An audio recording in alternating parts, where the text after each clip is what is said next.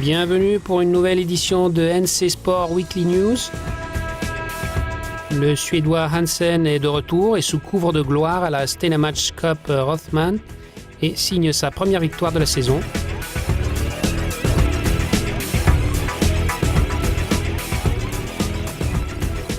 Ouverture de la fantastique ASP Big Wave World Tour au Pérou. Jérémy Bayou remporte la solitaire du Figaro et le Tour de France à la voile quitte Dunkerque. Reportage de Sébastien Destremo. Le lac de Garde accueille le championnat du monde de Star 2014 et la nouvelle semaine spectaculaire de voile à voile.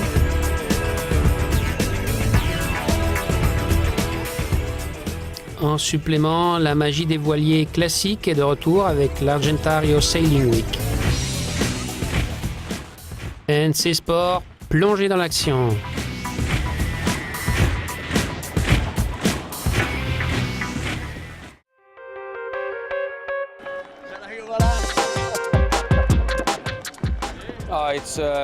C'est fantastique de faire 3 fois premier, c'est clair.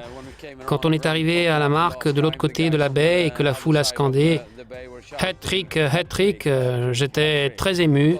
C'était une merveilleuse sensation d'entendre ces fans criant depuis la colline. J'ai vraiment adoré ce dimanche, c'était une grande fin de semaine.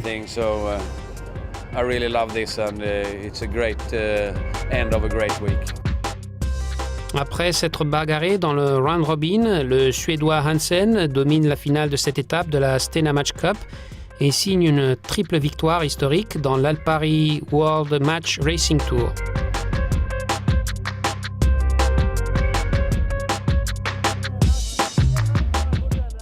Secondé par le tacticien Gustav Tempelman, le Suédois s'installe en tête avec l'équipe Alpari FX et bat Keith Swinton 3-2 en quart de finale, puis l'Américain Taylor Canfield en demi-finale 3-1. Tout s'est joué en finale avec Ian Williams qui accédait en finale avec son équipe Gak Pindar en battant Francesco Bruni et le très bon équipage de Luna Rossa en demi-finale.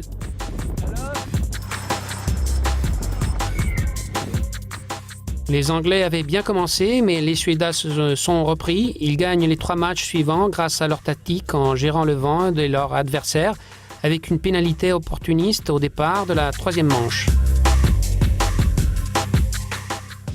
Prochaine étape pour le match race sera la Pologne fin juillet.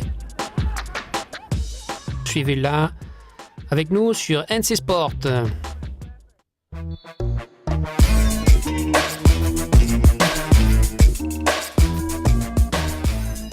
Accrochez-vous à vos sièges, tous les fans de surf. ASP Big Wave World Tour lance la saison avec sa première étape à Pico Alto au Pérou.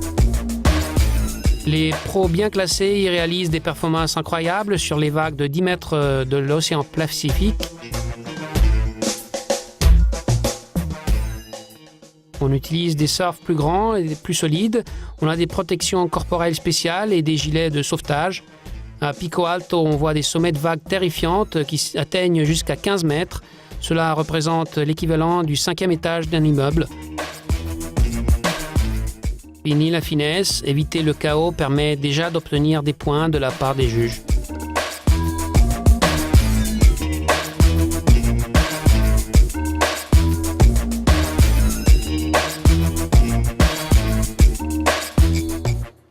En enchaînant un 8 et un 9, Makwan Rothman était le meilleur des 6 athlètes en finale. Par ailleurs, son style décontracté dans ses conditions de survie a impressionné. Il en retire un score de 27,33. Oui, c'est impressionnant. Je voulais juste dire je t'aime à ma sœur qui est née il y a 2 jours. J'ai porté son bracelet de naissance au poignet tout le temps. Maintenant, je peux le défaire. Je vous aime, la famille, maman, papa. Ça doit être la crème solaire que j'ai utilisée aujourd'hui qui a fait la différence. Non, je blague.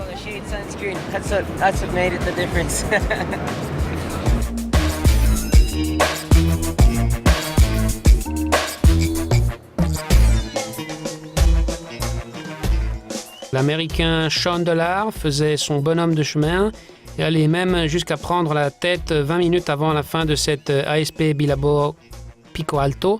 Mais Rothman ne pouvait être arrêté et Dollard terminait à la 3e place avec 20,26, tandis qu'un autre Américain, Anthony Tachnik, terminait 2e avec 22 points tout rond.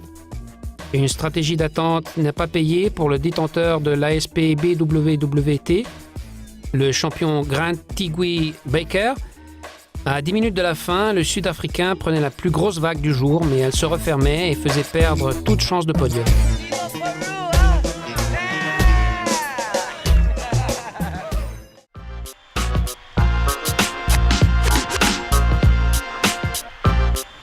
Solitaire du Figaro et Tour de France à la voile. Vous regardez le journal de la voile Desktop News. Bienvenue au bureau. À Cherbourg, Jérémy Bayou remporte avec panache sa 3e solitaire du Figaro. Voilà, ça a été très dur pendant tout, donc à la fin j'ai pris mon pied, c'était pas mal pour finir.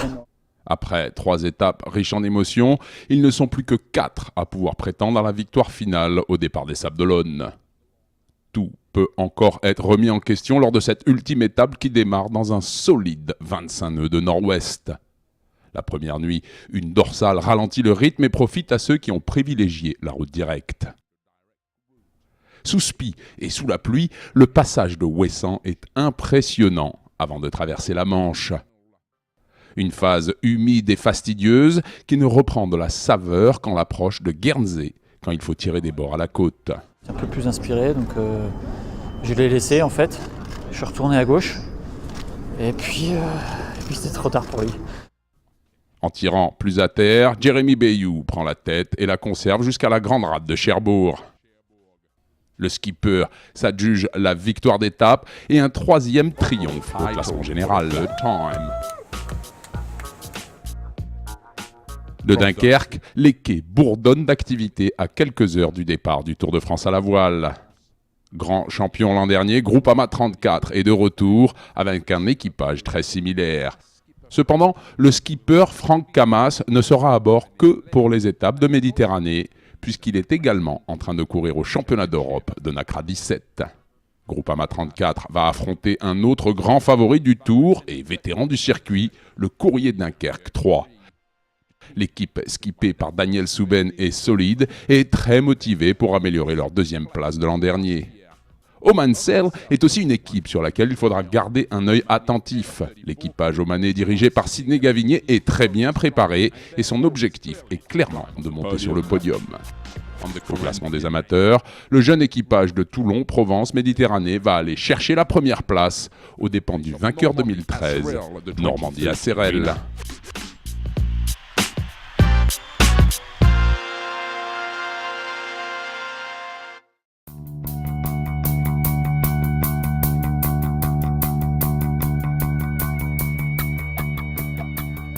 Le lac de Garde est en pleine boom avec ses épreuves. En tant que premier site de voile naturel, il poursuit l'organisation de multiples épreuves de haut niveau. Parmi les faits marquants, le championnat du monde de stars se terminait ce week-end. Cette ancienne série olympique a dans ses rangs les meilleurs marins du monde.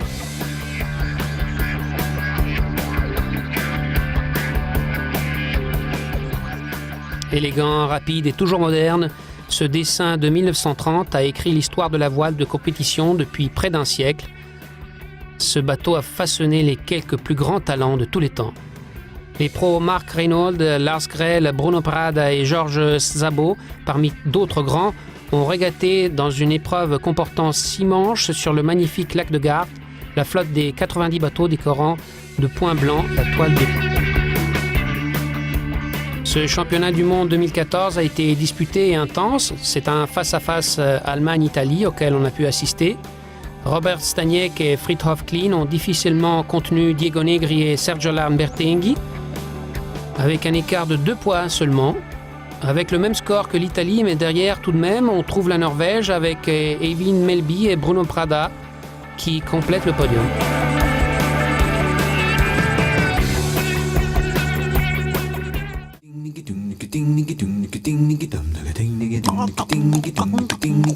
Comme annoncé dans notre dernier NC Sport spécial, le lac de Garde était l'hôte d'une épreuve spectaculaire. en présentant une nouvelle évolution de la voile. Ce tout premier rendez-vous de la Semaine du Voile rassemble quelques nouveaux pionniers dans l'art de voiler. On a déjà largement vu cette technologie dans la 34e Coupe de l'Amérique, mais elle est en développement depuis 10 ans sur beaucoup de supports différents.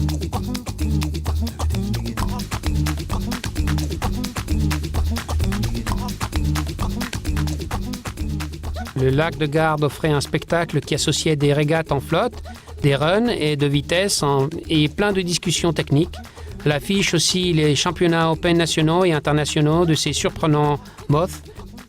Un plan spectaculaire des années 1930 mis au goût du jour pour voler. Depuis 10 ans, c'est vraiment la première classe qui dispose d'un support qui vole. Stefano Rizzi, le pro italien en AC32, ancien du plus 39, a démontré qu'il était prêt pour cette nouvelle ère.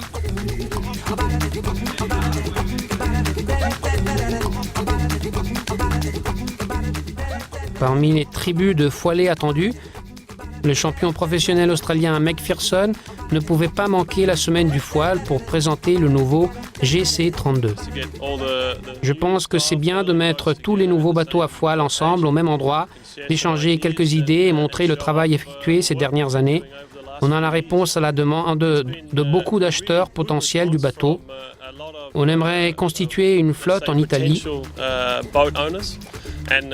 Même si on n'a pas de raison particulière de revenir, l'Italie en elle-même est une bonne excuse.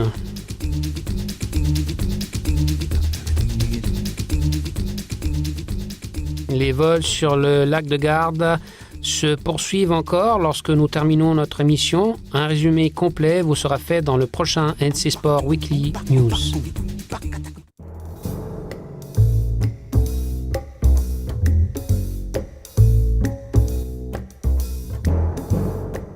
Les 50 yachts classiques ont célébré une décennie de passion et de tradition de la voile lors de leur rassemblement annuel à la Panerai Argentario Sailing Week à Porto Santo Stefano. C'est un circuit unique en son genre, la Panerai Argentario Sailing Week, dédiée aux bateaux d'hiver. Ici en Italie, il y a 3 spectaculaires week-ends de régates qui nous ont fait vraiment remonter le temps jusqu'au dernier siècle. Marikit a construit en 1911, dominé la classe des grands bateaux et gagné les 3 courses. Gulf Cutter, le bateau chinois de 1916, ramenait le trophée des bateaux anciens chez lui, tandis que le Côtre Marconi Buffeo Blanco de 1963 arrachait la division classique. Une mention spéciale cette année pour la Wagno Senior Class qui célèbre ses 100 ans sur les 2 continents. Ce sloop bien aimé qui avait connu la célébrité avec la famille Kennedy qui en avait fait son bateau favori est à nouveau fabriqué pour les connaisseurs. 4 de ces bateaux sont venus à Argentario dans l'esprit et la tradition de cette classe. L'esprit du génial architecte américain Olin Stevens était bien présent lors de cette Panerai Argentario Sailing Week, nous faisant revivre les yachting des années 1930. Il y avait des joyaux tels Shamrock 5, Argyle, Comet, Manitou, Skylark ou Stormy Weather. De la même façon, la marine italienne, qui est partenaire depuis un siècle des fabricants de montres Panerai, est venue avec une armada complète de bateaux anciens des années 60 et 70. On y trouvait Capricia, Stella Polare, Corsaro et Chaplin.